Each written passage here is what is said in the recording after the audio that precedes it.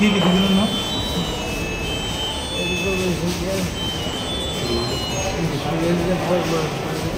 দাও দাও দাও দাও দাও দাও দাও Around 6 AM in the morning, ছয়জন আসামি এখান থেকে পালিয়ে গেছে। এদের নাম একজন হচ্ছে নাজিম উদ্দিন, আন্ডার ট্রায়াল, ও কনভিক্ট ছিল না, আন্ডার ট্রায়াল। আব্দুল কাত্তাও under trial. Roshan Ali under trial. আর নারায়ণ চন্দ্র দত্ত আন্ডার ট্রায়াল। আর সুনীল দেববর্মা হচ্ছে ওনার লাইফ ইমপ্রিজনমেন্ট ছিল। ওরা কিভাবে পালিয়ে গেছে?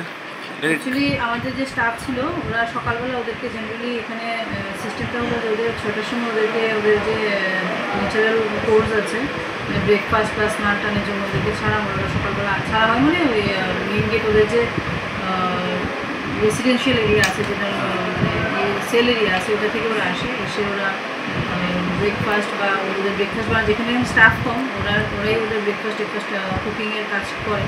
এই কাজের জন্য ওরা এসেছে, এসে হঠাৎ করে আমাদের যে গার্ড ছিল ওনার উপর অ্যাটাক করে ওনার হাত থেকে চাবি তালা নিয়ে তালা খুলে ওরা পালিয়ে যায়। ওই সেকশনে ওরা ছিল সেকশন ডিফারেন্ট সেকশন, অনেক সেকশন আছে। রোশন আলীর সেকশন হচ্ছে আন্ডার সেকশন 457। রোশন আলীর 3টা সেকশন আছে, under section 457, under section 395, under section 392। Rahim আলীর সেকশন আছে under section 331, under section 380। Abdul Kattar এখনও জাস্ট হয়েছে, এনডিপিএস কেসে ছিল।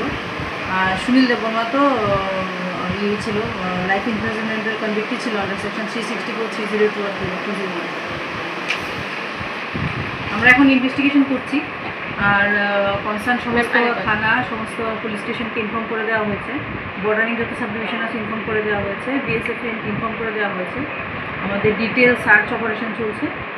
তো আর এখানে ইন্টারনাল আমরা ইনকোয়ারিও করছি, ইনভেস্টিগেশন করছি। তো আমাদের ইনভেস্টিগেশন শেষে আমরা যে একটু ব্রেক অথরিটি আছে ওনার কাছে আমরা সাবমিট করছি।